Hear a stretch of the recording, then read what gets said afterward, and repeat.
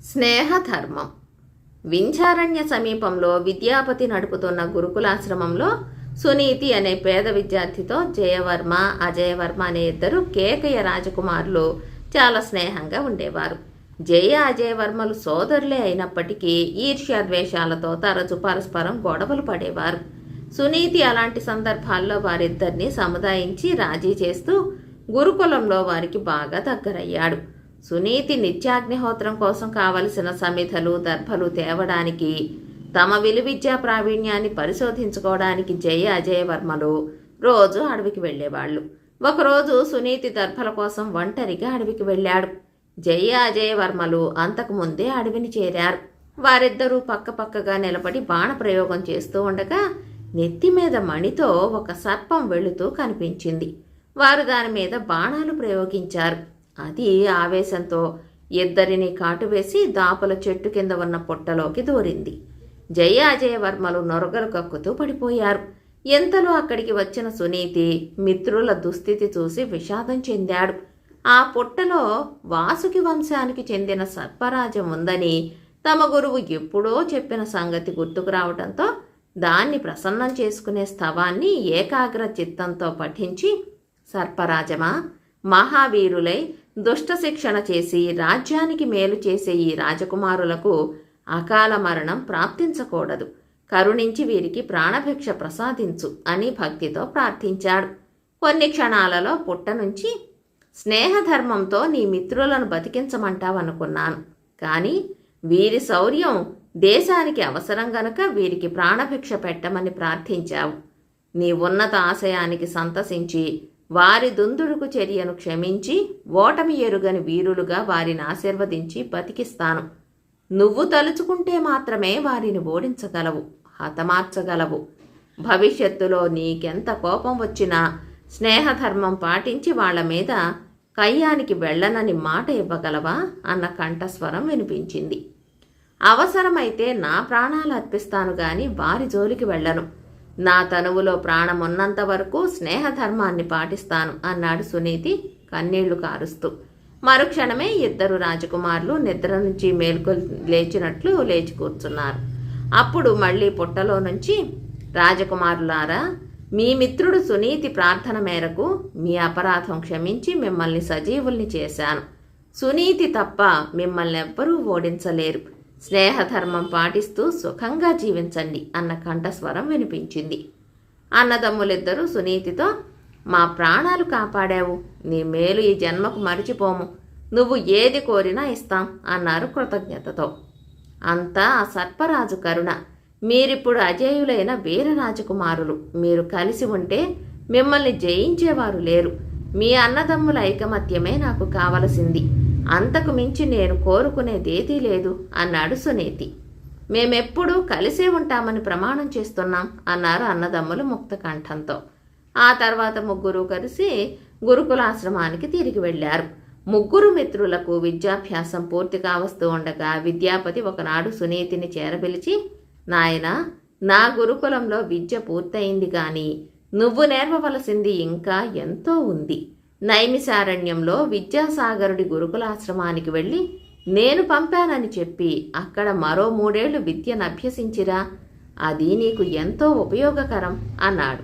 సునీతి సంతోషంగా మరునాడు ఉదయం నైమిసారణ్యానికి బయలుదేరాడు. జయవర్మ, అజయవర్మలు విద్య పూర్తి చేసుకుని గురుకులం నుంచి రాజధానికి తిరిగి వచ్చారు. అరణ్యంలో జరిగిన ఉదంతాన్ని తండ్రికి ఉత్సాహంగా చెప్పారు. దానిని విన్న తండ్రి, మీరు సర్పరాజం నుంచి అజేయులని వరం పొందినప్పటికీ సునీతి తలుచుకుంటే మీకు ఓటమి తప్పదు. బలవంతుడైన శత్రువు తల మీద వేలాడే ఖడ్గం లాంటివాడు. అలాంటివాడు పక్కనే ఉన్నప్పుడు మీరు అజేయులు ఎలా అవుతారు అన్నాడు విచారంగా. తండ్రి మాటల్లోని నిజాన్ని అన్నదమ్ములు గ్రహించి మౌనంగా ఊరుకున్నారు. అప్పుడు తండ్రి, నాకు సునీతి మీద కోపం లేదు. నాకతడు పుత్రభిక్ష పెట్టినవాడు. అయితే స్నేహధర్మం కొద్దీ మీరతన్ని చేరదీస్తే సర్పవృత్తాంతం 10 మందికి తెలిసి పరాజయ భయంతో చేరదీశారని శత్రువుల మధ్య మీరు అవహేళనకు గురయ్యే ప్రమాదముంది. కేకయ్య రాజ్యాన్ని 2గా విభజించి చెరోభాగానికి మిమ్మల్ని రాజులుగా చేస్తాను. మీరిద్దరూ ఐకమత్యంతో మసలుకోండి. ఎట్టి పరిస్థితులలోనూ సునీతిని మాత్రం మీ దరిదాపులకు రానియకండి అన్నాడు. అన్నదమ్ములు అందుకు సరేనన్నారు. తన కుమారులిద్దరూ తమ మధ్య కలహించుకోరని తండ్రి సంతృప్తి చెందాడు. కేకయ్య రాజ్యాన్ని 2 భాగాలుగా చేసి అన్నదమ్ములిద్దరినీ పట్టాభిషిక్తుల్ని చేశాడు. కొన్నాళ్లకు ఇద్దరికీ వివాహాలయ్యాయి. జయవర్మకు కూతురు పుట్టింది. అజయవర్మకు సంతానం కలగలేదు. అందువల్ల జయవర్మ కూతుర్నే అతను తన సొంత కూతురిగా భావించసాగాడు. ఆమెకు 5 ఏళ్లయ్యింది. అక్కడ నైమిసారణ్యంలోని విద్యాసాగరుడి వద్ద 3 ఏళ్ల పాటు ఉన్నత విద్యాభ్యాసం చేసి వింధ్యారణ్యానికి తిరిగి వచ్చిన సునీతి గురువుతో, నా మిత్రులిద్దరూ ఇప్పుడు రాజులయ్యారు కదా, మీ ఆశీస్సులతో వాళ్ళ ఆస్థానానికి వెళ్ళి ఏదైనా జీవనోపాధి వెతుక్కుంటాను. నా జీవితం సుఖంగా గడిచిపోతుంది అన్నాడు. ఆ మాట విని గురువు కొంతసేపు మౌనంగా ఆలోచించి, నాయనా, రాజుల చెలిమి పాములతో చెలకాటం వంటిది. దానిని నమ్మకూడదు. నాకు వయసు పైబడుతున్నది. నా తదనంతరం నువ్వు ఈ గురుకుల బాధ్యతలు స్వీకరించగలవని ఆశిస్తున్నాను. అందుకే నిన్ను ఉన్నత విద్య కోసం విద్యాసాగర్ల వద్దకు పంపాను. ఇక్కడ ఉండటమే నీకు శ్రేయోదాయకం అన్నాడు. సునీతి మొదట అందుకు అంత ఆసక్తి కనబరచకపోయినప్పటికీ ఆ తర్వాత నెమ్మదిగా ఆలోచించి గురుకులాశ్రమ బాధ్యతలు స్వీకరించి సక్రమంగా నిర్వర్తించసాగాడు.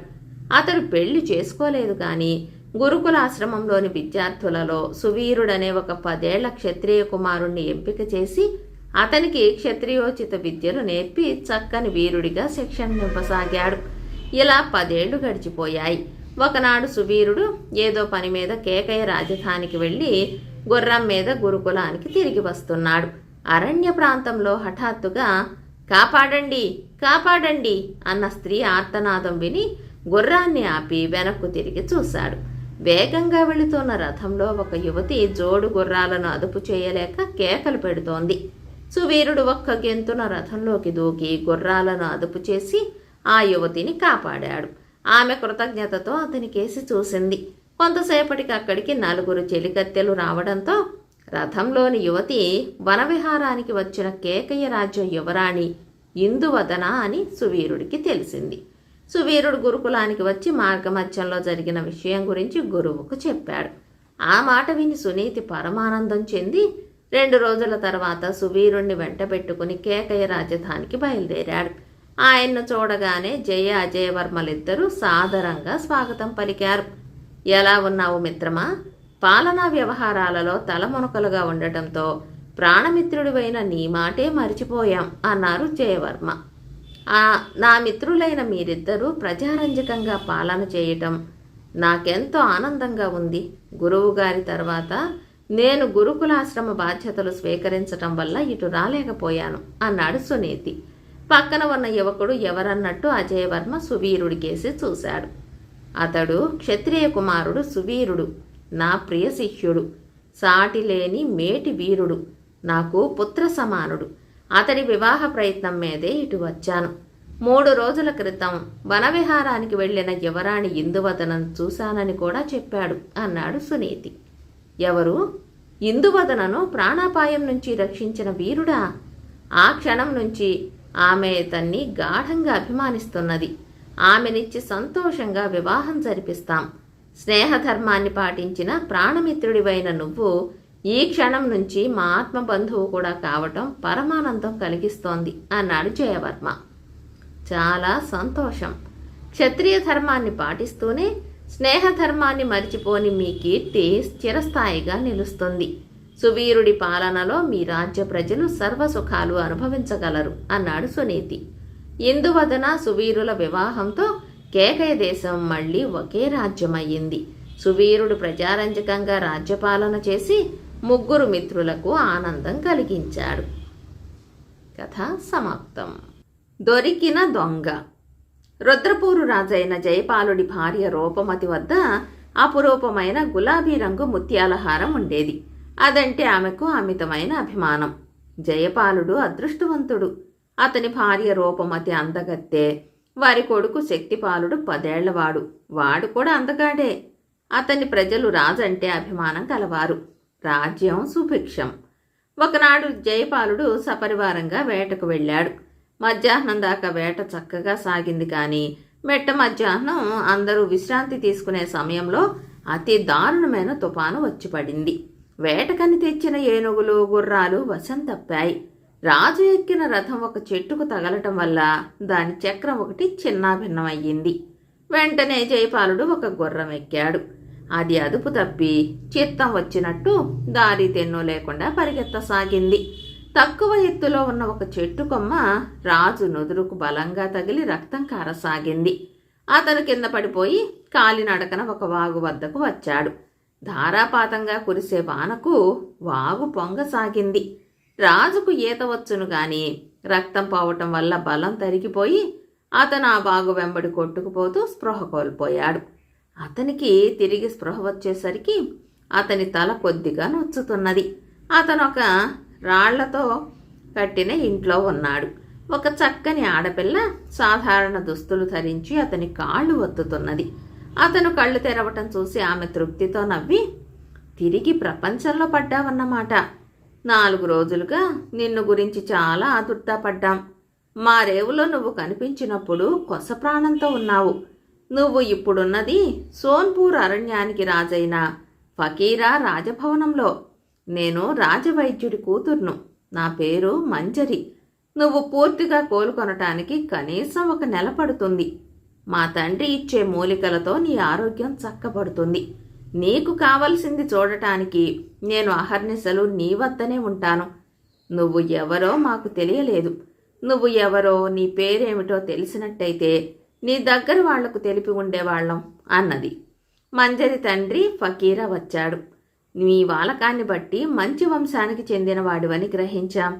నువ్వు ఎవరో చెబితే నిన్ను మీ ఇంటికి చేరుస్తాం అన్నాడు ఫకీరా. తన అసలు వివరాలు ఇయ్యటం అపాయకరమని శంకించి జయపాలుడు, మా తండ్రి విక్రమపూర్కు చెందిన ఒక వర్తకుడు.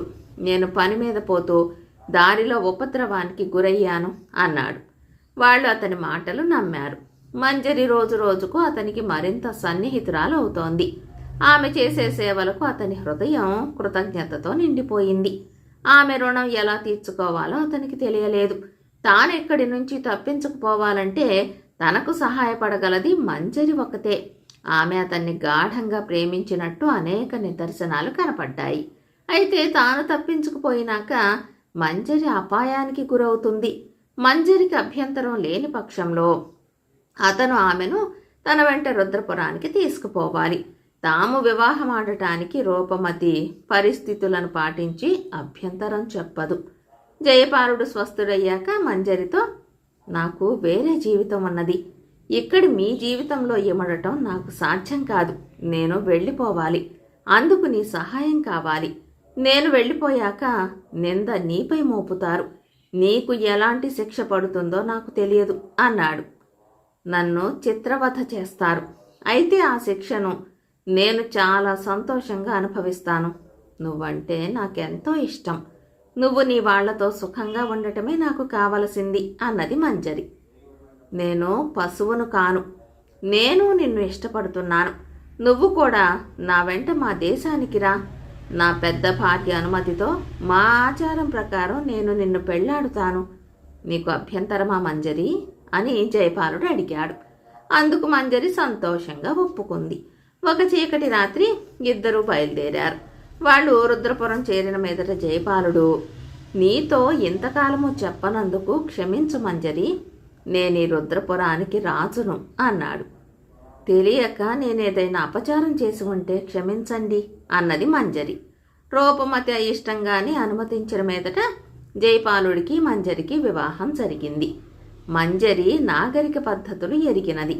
రాజభవనంలో ఆమె అందరినీ ఆదరంతో చూసింది.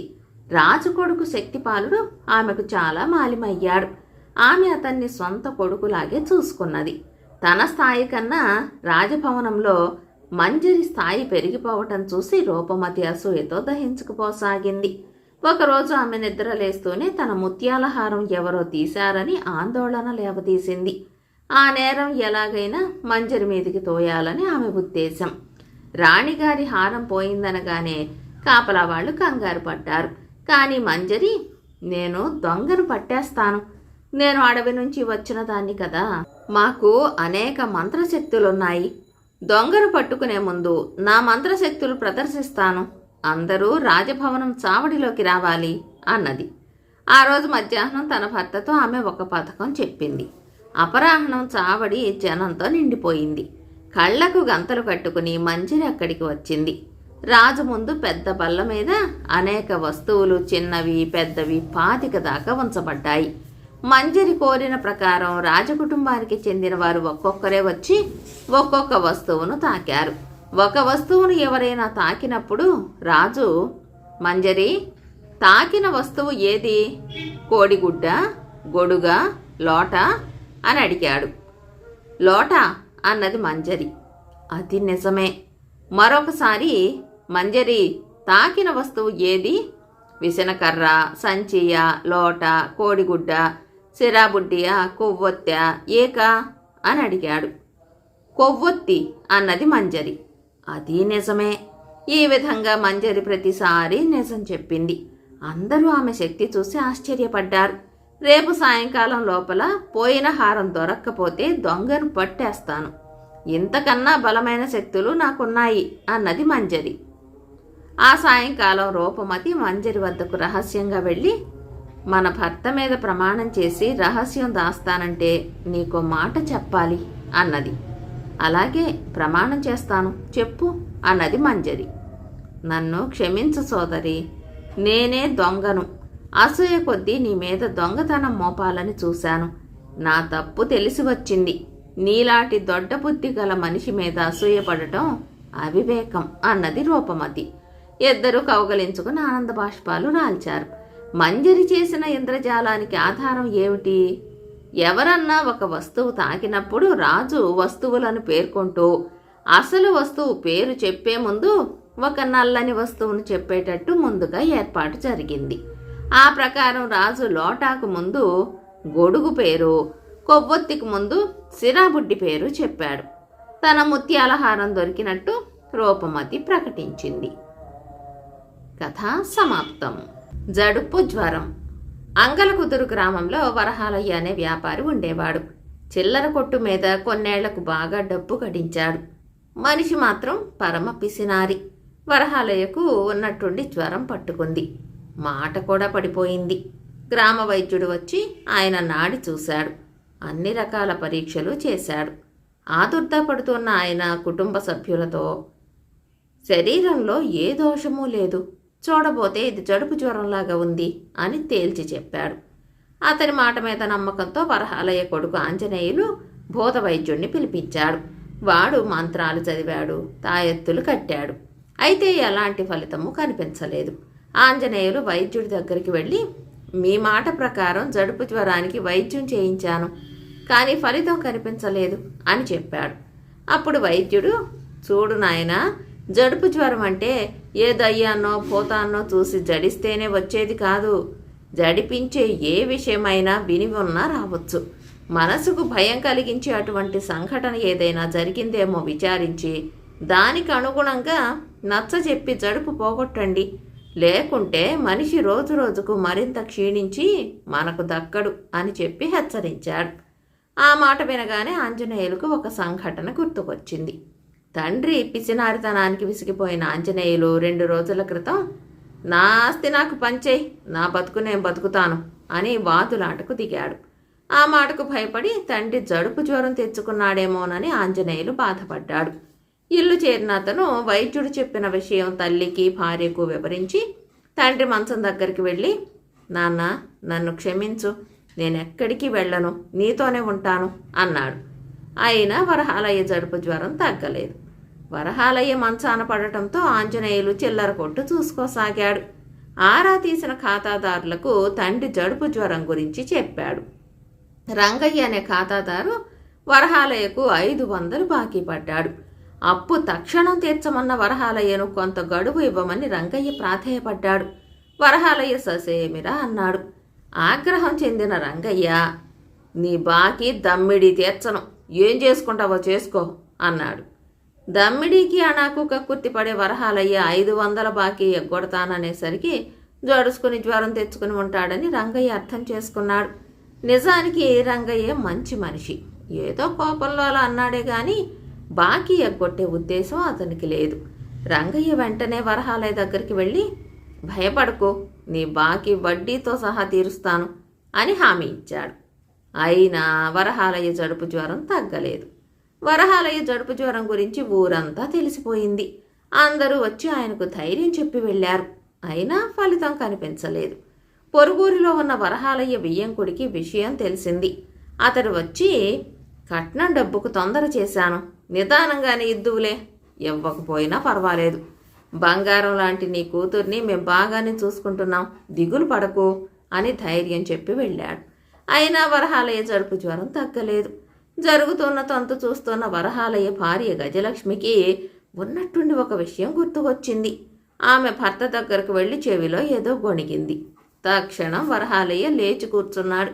ఆ దృశ్యం చూసిన కొడుకు కోడలు ఆశ్చర్యపడుతూ గజలక్ష్మిని, ఏం చెప్పావో లేచి కూర్చున్నాడు అని అడిగారు.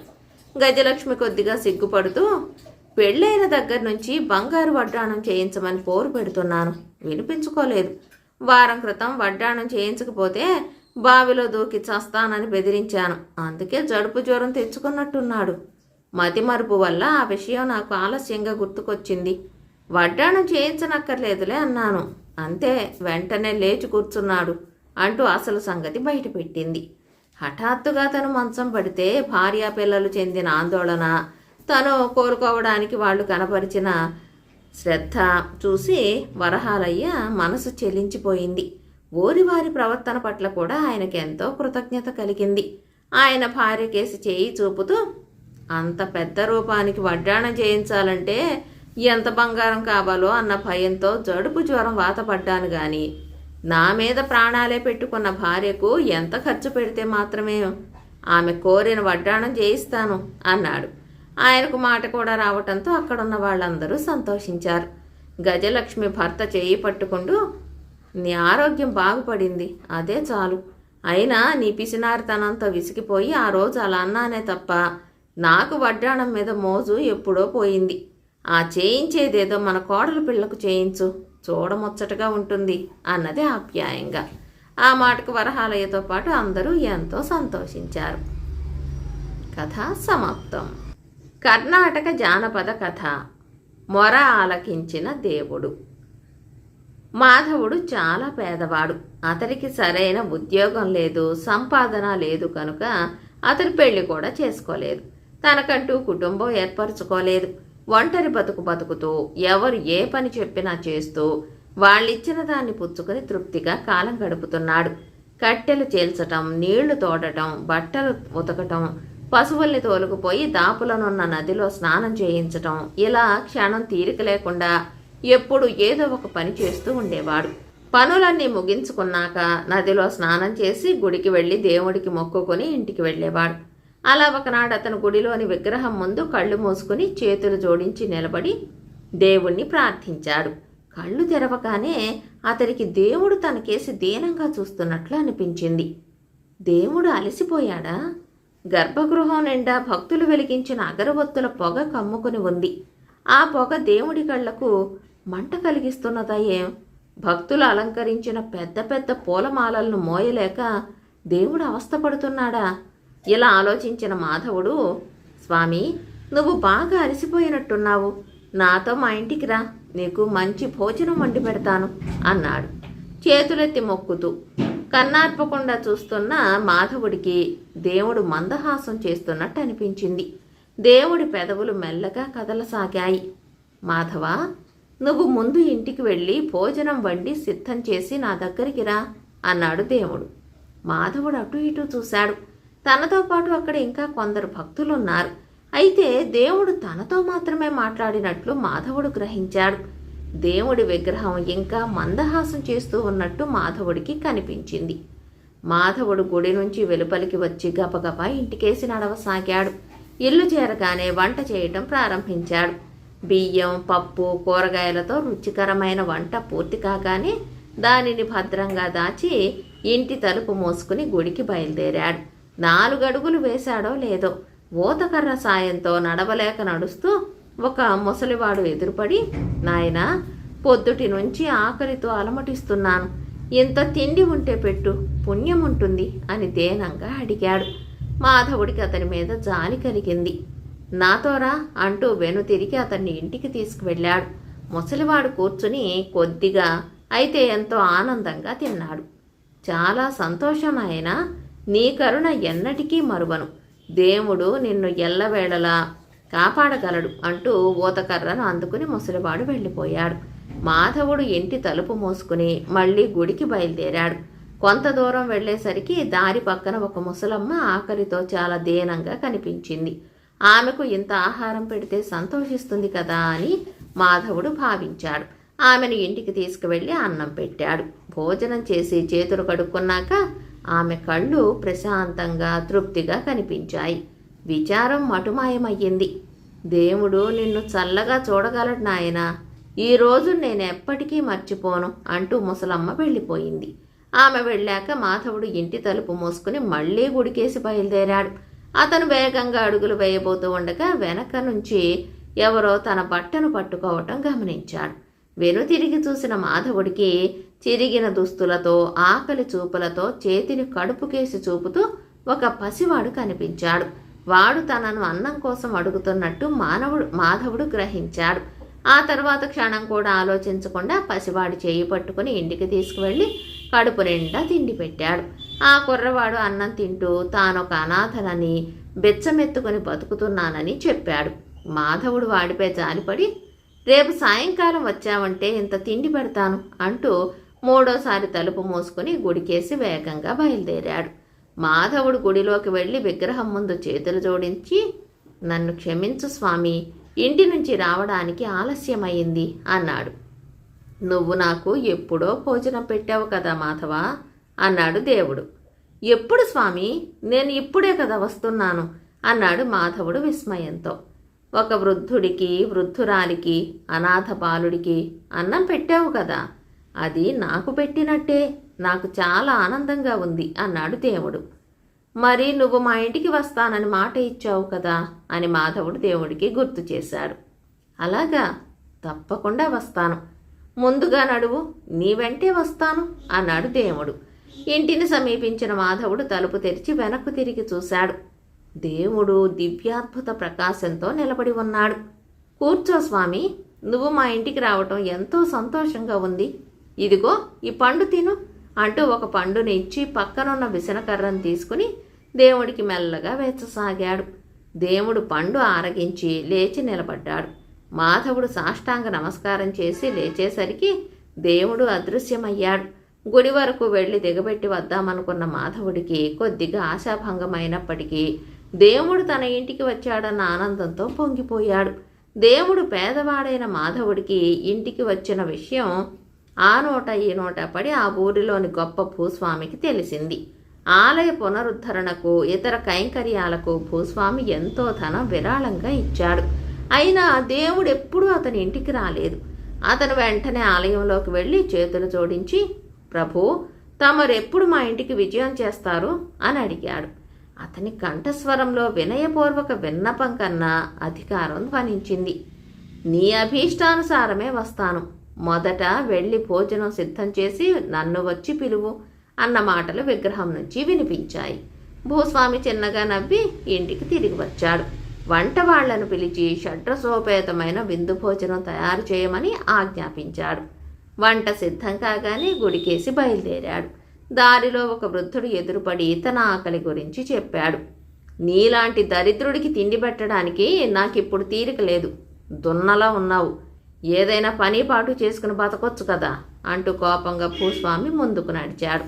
4 అడుగులు వేసేలోగా, అయ్యా, పొద్దుటి నుంచి తిరుగుతున్నాను, గుప్పెడు మెతుకులు దొరకలేదు, ఆకలి దహించి వేస్తోంది, అడుగు వేయలేకపోతున్నాను అన్న వృద్ధురాలి దీన స్వరం వినిపించింది. భూస్వామి పట్టరాని కోపంతో, ఈ ఊళ్ళో ఎంతమంది పనికి మాలిన బెచ్చగాళ్ళు ఉన్నారా, వెళ్ళు వెళ్ళు, అవతల నాకు ముఖ్యమైన పని ఉంది అంటూ కనీసం తిరిగైనా చూడకుండా హడావిడిగా ముందుకు అడుగు వేశాడు. ఇంకొకడు అడ్డుపడగలడని అతను అనుకోలేదు.